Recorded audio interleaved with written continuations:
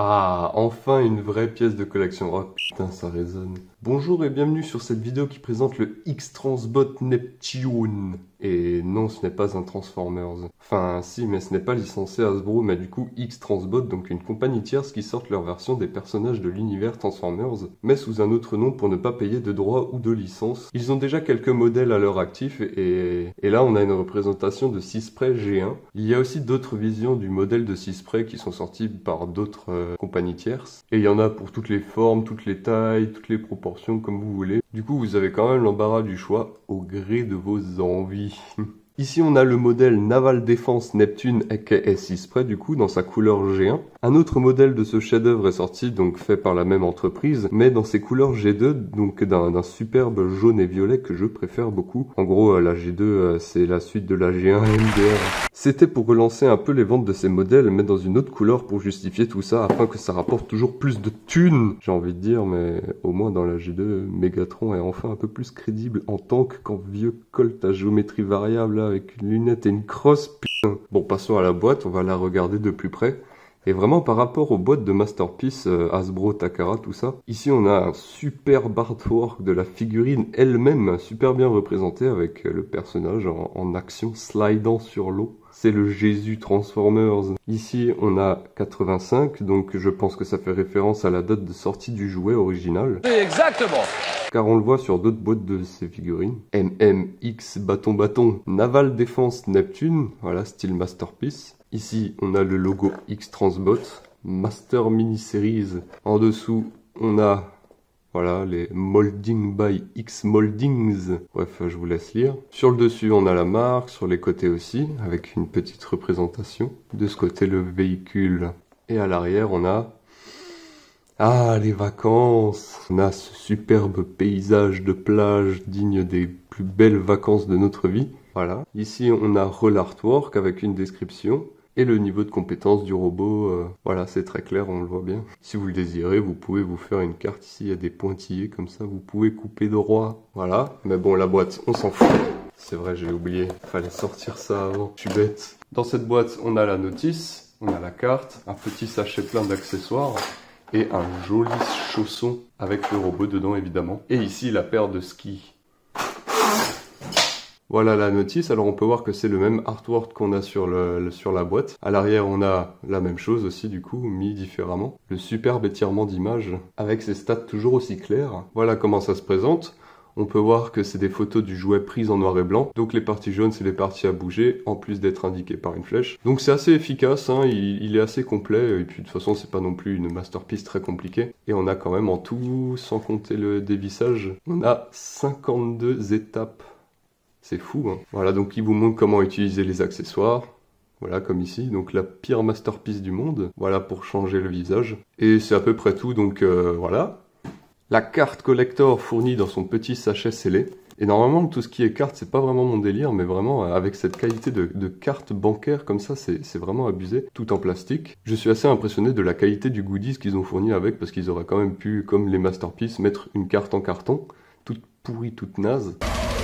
On a toujours le même artwork que sur la boîte et la notice, trop bien. Et à l'arrière, on a toujours le même descriptif, avec des statistiques un peu plus claires cette fois-ci. Voilà pour la carte. Le sachet d'accessoires. Avec ça, on a de quoi équiper notre robot. Donc je vais piocher au hasard ce qu'il y a dedans. On a une poignée et sa ficelle, avec son petit crochet ici, qui permet de l'accrocher à l'arrière de Sisprey. Donc ça, c'est vraiment stylé. Et c'est comme vu sur la notice, sert à accrocher Bumblebee équipé de ses skis. Ça fait référence à l'épisode G1 où on voit Bumblebee accroché à l'Overcraft.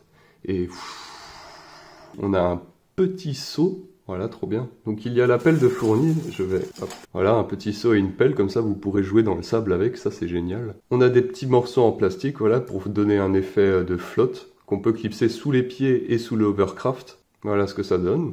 On a la petite babale, voilà, donc on peut voir une petite séparation au milieu. Ah oui, je pense qu'il est possible de déclipser tout ça. Ah oui, mais en fait c'est hyper facile. Voilà comment c'est fait à l'intérieur, bon, je vais remettre ça tout de suite. Il y a des jolies couleurs et puis ça va bien avec le personnage, donc je trouve que c'est un accessoire vraiment cool aussi ça. On a ce pistolet de fourni, Il est vraiment stylé hein, parce qu'on n'a pas de lamelle ici pour le clipser dans la main parce que ça tient tout seul. Il est très sobre avec quelques petits détails et évidemment cette peinture bleue qui est la même que le robot mais ça rend vraiment super bien. Et pour finir, on peut lui faire changer de visage. Voilà, on a des petites têtes de fournis, enfin plutôt un visage. Donc ça c'est la représentation du jouet. Ce visage est vraiment stylé avec ses lunettes et son masque anti-Covid optimisé plus. Il a pris exemple sur un robot qui a tout compris à la base en fait. Voilà pour la tête. Ici on a de quoi changer la couleur du nez et le contour des yeux. Donc je ne sais pas de quel épisode ça fait référence parce que voilà. Dans les épisodes G1 il y avait souvent des petites incohérences au niveau des couleurs ou même des formes ou des logos Autobot ou Decepticon. Et ici ça doit être une petite référence mais je ne vois pas du tout laquelle. Donc c'est vraiment une toute petite pièce, attention à ne pas perdre. Et comme indiqué dans la notice, voilà, vous utilisez le tournevis et tout que je ne trouve pas d'ailleurs. Merde, je sais pas où je l'ai mis. Il ne faut pas oublier évidemment les skis qui sont... Bah, il est passé où mon robot? Voilà les skis. Donc on peut voir cet effet de flotte aussi également comme ces morceaux de plastique sous le ski, donc c'est vraiment stylé. Alors je me demande si c'est pas dans le mauvais sens, parce que là on peut voir que c'est l'avant du ski et ici c'est recourbé, mais bien évidemment on peut déclipser ici et mettre à l'endroit que vous voulez. Ça c'est vraiment stylé et en plus ça permet de display les skis sans cet effet de flotte en dessous. Donc ça c'est aussi très bien. On peut voir le mécanisme qu'il y a pour le clipser sous le pied de Bumblebee. Bon moi je ne l'ai pas ce Bumblebee parce qu'il est vraiment très laid je trouve. Je préfère la nouvelle version, la 2.0, elle est mieux. Voilà notre paire. C'est bon, je l'ai retrouvé. Voilà le tournevis. Voilà, donc ça sert pour dévisser le visage. Voilà tout ce que vous devriez avoir dans la boîte. Donc maintenant on va passer au robot, mais je sais pas où est-ce qu'il est passé maintenant. C'est caché ou quoi? Oh punaise, il s'est transformé tout seul, il est vivant! Oh merde, il parle. Eh, reviens par là, toi! Oh mon dieu, il est complètement incontrôlable! Voilà. En plus, il est en robot. Donc, je vais vous montrer directement qu'est-ce que ça donne avec les accessoires. On va commencer avec le pistolet. Comme j'ai dit, il n'y a pas de petite lamelle pour clipser dans la main et on a quand même un trou. Alors du coup, bah, le pistolet, il y a juste à glisser et serrer les doigts. Mais ça tient suffisamment. Alors du coup, voilà ce qu'il peut donner avec son super méga pistolet. Avec la pelle, donc même principe, hein, il n'y a pas de petits clips à l'intérieur. Mais il y a juste à serrer. Hein, et voilà, c'est serré à peu près. Dans son autre main, on va lui appliquer le seau. Voilà à quoi il ressemble quand il tient tout son matos. Ah, il ne faut pas oublier évidemment la petite babale. Et on va voir pour ces petites vaguelettes. Donc c'est simple comme bonjour, hein. Vous avez deux encoches ici qui vont rentrer dans les trous sous les pieds. Dans l'autre sens. Et il y a juste à pousser. Et voilà, pareil de l'autre côté. Et on est bon. Voilà ce que ça donne en pleine action, donc il est plutôt stylé. On peut lui rajouter son flingue pour toujours plus d'action, hein, évidemment. Bon, c'est vrai qu'on les voit pas beaucoup, hein, ces petits morceaux de plastique. Ça reste assez discret. Mais bon, voilà, c'est une option, donc à ne pas rejeter. Oh, punaise! Ce personnage a un petit gadget caché, donc dans les avant-bras. Voilà, sur les avant-bras, on a une petite encoche ici. On passe l'onglet, on tire. On a ce machin qui fait une apparition dans un épisode G1. Je sais plus du tout à quoi ça sert, je crois que ça sert à communiquer. Mais voilà, on l'a dans les deux bras aussi également. Cette représentation de Seaspray est assez mince par rapport aux versions de chez Fans Toys et Toy World, qui eux aussi ont sorti leur version de Seaspray. D'ailleurs, Toy World ont sorti deux versions de ce personnage, donc avec tous ces modèles, vous avez le choix pour votre représentation préférée, je le répète. Et tout ça est dû aux différentes apparences de Seaspray entre le comics et le dessin animé G1. Donc tout le monde font un peu à leur sauce quoi en gros. J'aime bien celui-là déjà pour sa superbe peinture, hein, comme on peut le voir. Et surtout qu'il a un aspect moins ratatiné, patate et plus réaliste que les autres. Et je trouve qu'il passe vraiment bien avec les Masterpiece. On va prendre pour exemple Heartfire, donc une représentation de Inferno mais en blanc. Avec sa calandre chromée, je trouve qu'ils vont vraiment bien ensemble. On peut même rajouter une autre Masterpiece. Voilà, j'en ai pris une random avec l'aspect réaliste. Bon là j'ai pas pris Wheeljack, mais ils sont dans le même style. Voilà ce que ça pourrait donner, donc moi j'aime bien. C'est beau. Après je trouve pour un mini-bot il est un peu trop grand, mais bon le véhicule est déjà assez petit comme ça et il fallait pas encore le rapetissir. Du coup la version Fans Toys a vraiment les meilleures proportions, avec son véhicule plus gros et son mode robot plus petit du coup que Neptune. Un peu plus fat hein, au passage. En plus avec ses vitres qui n'ont absolument rien à foutre là. Faut mettre un coup de Tipex comme ça là. Sous son gros bide, on a un petit trou. Mais bon, le problème avec ça, c'est qu'on a cette partie ici qui pivote pour la transformation, qui n'est pas bloquée. Et ça peut déranger, notamment quand on le manipule en fait, hein, justement. Mais dans l'ensemble, tout y est, hein, la forme, les détails et tout, hein, et heureusement j'ai envie de dire. Ici, on a un emplacement pour déposer un sticker ou une décale d'un logo Autobot. Mais bon, moi j'ai rien de tout ça, du coup j'ai opté pour un petit sticker norme européenne. Petit CE, et voilà, c'est pas collé droit du tout. Et si je l'avais collé droit, vraiment ça rentrerait à la perfection, ça c'est fou. Là il est stylé mon robot. Comme j'ai dit, cette figurine n'est pas parfaite, parce que déjà dans le dos on a des vis apparentes, hein. Donc c'est pour maintenir les pièces métalliques, parce que oui, il y a du métal dans ce robot. On peut le voir en fait hein, à la lumière, toutes les parties métalliques qui brillent. Donc on a le dos, les pales, hein, assez étrange comme partie métallique, et les cuisses ici. À l'intérieur, on a 2 vis apparentes également, et cette petite partie qui est en métal également est peint d'un joli bleu métallisé. Avec tout ça, ça lui donne vraiment un bon poids, hein, ça donne vraiment une bonne sensation avec le plastique et tout, de très bonne qualité. On n'a pas que des vis dans le dos, on en a aussi dans les bras. Elles sont cachées par un petit cache en plastique. Donc des fois on peut arriver à les faire sauter. Bon là j'y arrive pas mais croyez-moi sur parole c'est vrai. À l'arrière de la tête on a aussi un petit cache. Donc on peut le faire sauter. Comme ceci. Voilà, comme ça on peut accéder à la vis qui lui maintient le visage. Je vais pas changer de visage mais j'ai fait appel à un photomonteur professionnel afin de vous montrer à quoi ça ressemble. Donc voilà le résultat. Excellentissime. Dans l'ensemble, malgré ces tout petits défauts, ça reste néanmoins une superbe pièce vachement bien articulée. Du coup on peut lui donner plein de poses qui rendent vraiment super bien. Et en parlant d'articulation, on va regarder ça de plus près. On a la tête, voilà, qui fait un 3-6. Comme ceci. Et ça y est, Gérard a encore fait une bêtise. Qui se décroche, bah super. On peut voir comment la tête est maintenue. Oh, un peu de poussière, bonjour. C'est juste un champignon où il faut glisser dedans. Jusqu'au clips. Est-ce que je suis dedans, moi? Fait des bêtises. Oh, fallait bien que ça arrive. Oh.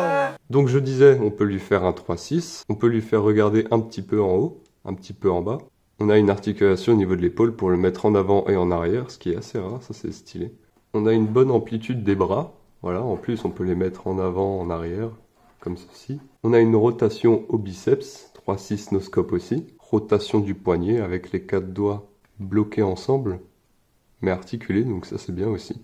Les épaules qui vont à plus de 90 degrés, donc ça c'est bien aussi. On peut voir l'articulation des doubles charnières. Le bassin tourne à 360... Ah non, pas du tout. Si, le bassin peut faire un 360. Et ce qui est bien aussi avec ce robot, c'est qu'on peut le baisser.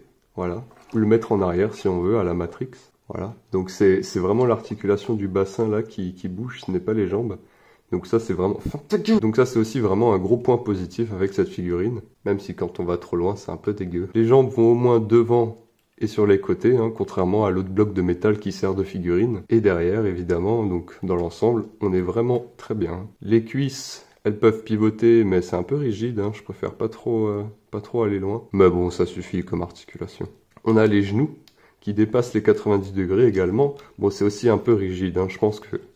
Ouais, sûrement en dévissant un petit peu, ça va desserrer. Et les pieds également qui vont devant, derrière. Donc ici, il faut un peu enlever, voilà, on peut aller plus loin. Et un petit peu, beaucoup, sur les côtés. Donc voilà, hein, il peut se tordre la cheville et se péter la gueule. Ah, viander la tronche comme pas possible. Transformation!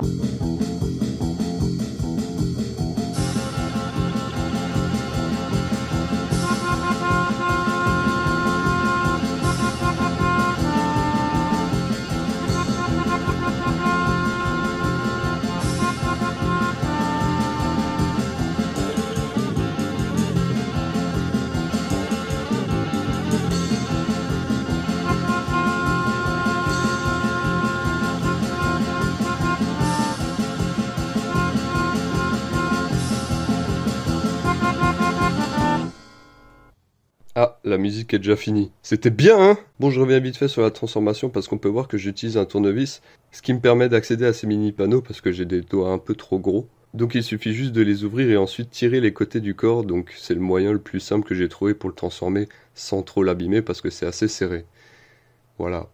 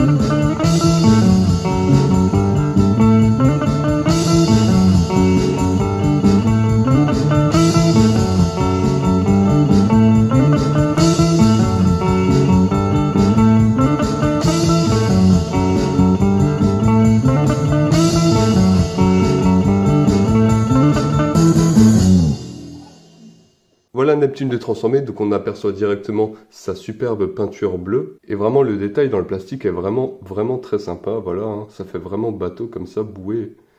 Et je trouve que c'est vraiment très bien fait. On a des petites parties en plastique peintes en argenté, voilà, ici et là.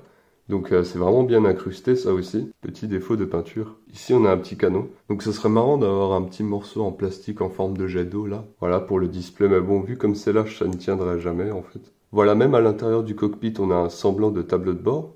Donc c'est vraiment pas mal. Petites aérations par-ci par-là. Voici l'arrière, bon c'est pas excellent mais c'est pas grave, on s'en fout. Voilà, dans l'ensemble on a vraiment de beaux détails, donc on va passer aux accessoires. Alors je vais premièrement mettre ces effets de flotte. Voilà. On peut voir ici qu'il y a 2 encoches et là pareil. En plus c'est transparent on voit, donc il y a juste à pousser. Et voilà, ça tient. Et de 2. Voilà ce que ça donne avec cet effet. Bon, c'est pas excellent non plus, hein, tout comme avec le robot. Mais bon, ça fait comme un mini stand, donc pourquoi pas. On va dégager ça là. On peut lui ranger l'arme en mode véhicule aussi, ça c'est très bien. Donc ça se passe en dessous et à l'avant du véhicule. Voilà, vous avez ce morceau de plastique qui permet de clipser l'arme. Et on peut lui loger.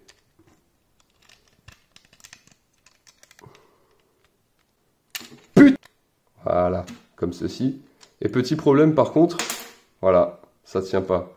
Bon, c'est pas excellent, hein, c'est un peu de la merde, hein, j'ai envie de dire. Bien sûr, j'ai failli oublier, hop, la ficelle. Donc comme j'ai dit au début, on peut lui accrocher sur 6 sprays. Donc à l'arrière, on a une petite anse, voilà, qu'on peut pivoter aussi comme on veut. On peut voir le petit crochet en métal qui va se mettre dans la anse, comme ceci.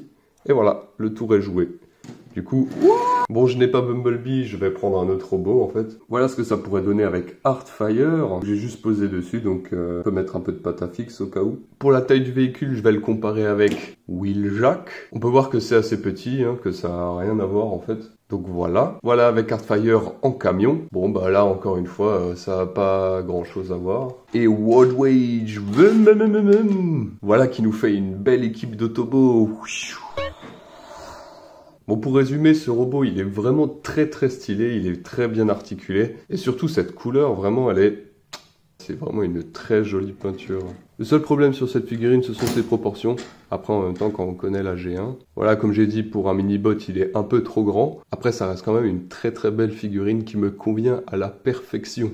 Voilà, c'était tout pour cette vidéo, donc merci d'avoir regardé jusqu'ici. Dites-moi en commentaire si ça vous a plu, et puis salut.